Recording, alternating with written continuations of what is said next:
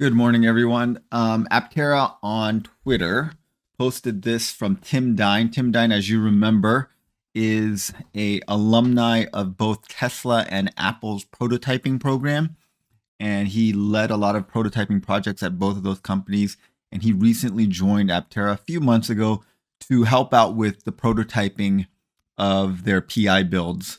And he was with the original team back in 2009, and so he's rejoining Steve Fambro and Chris Anthony, and he's leading up their PI program. And so this is something that he posted on LinkedIn, I think originally. Not flashy, not fancy, just progress that matters.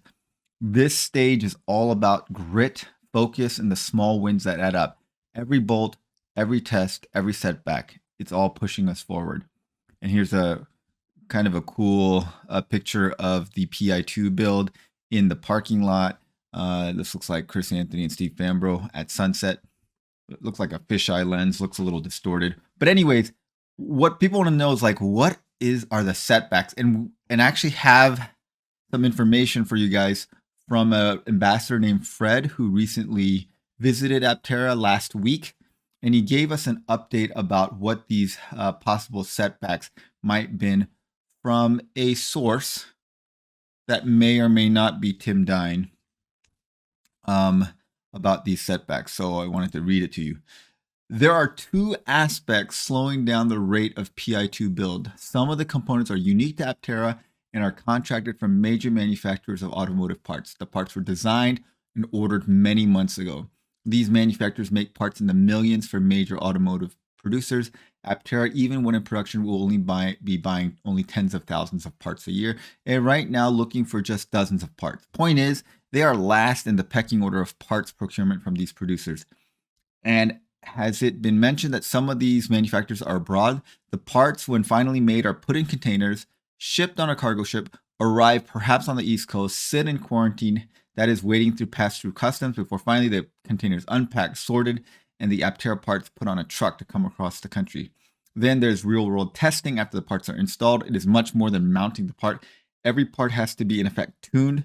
That is just how it does it behave in the real world when the vehicle is turned on. It's run at different speeds in different environments: hot, cold, rain, shine, fast, slow, potholes, etc.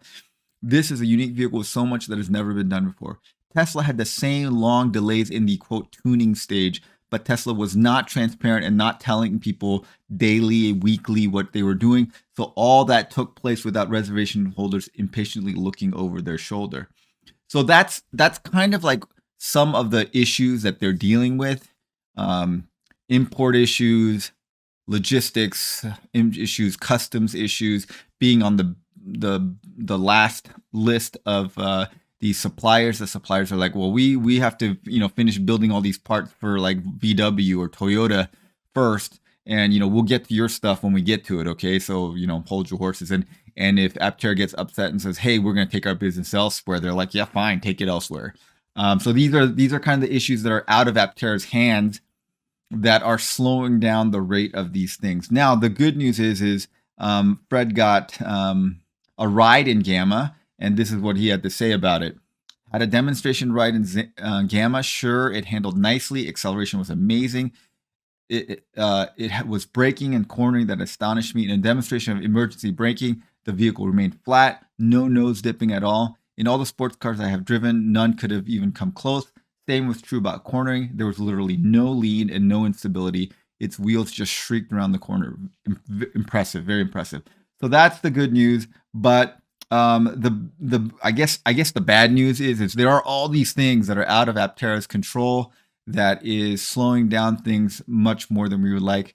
So I think it's testing Aptera's patience and definitely testing our patience.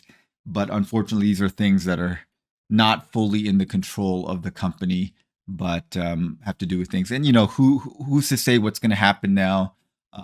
There's a lot of instability in the marketplace about imports and things like that, and we don't know how that's going to affect things either. So again, I just wanted to let you pass on some information that Fred, our ambassador that visited Aptera last week, wanted to kind of share with us. And he told me it was fine to share it with you guys. And And so that I'm letting you guys know the things that I'm finding out. All right. Thanks for watching, guys. Have a great day.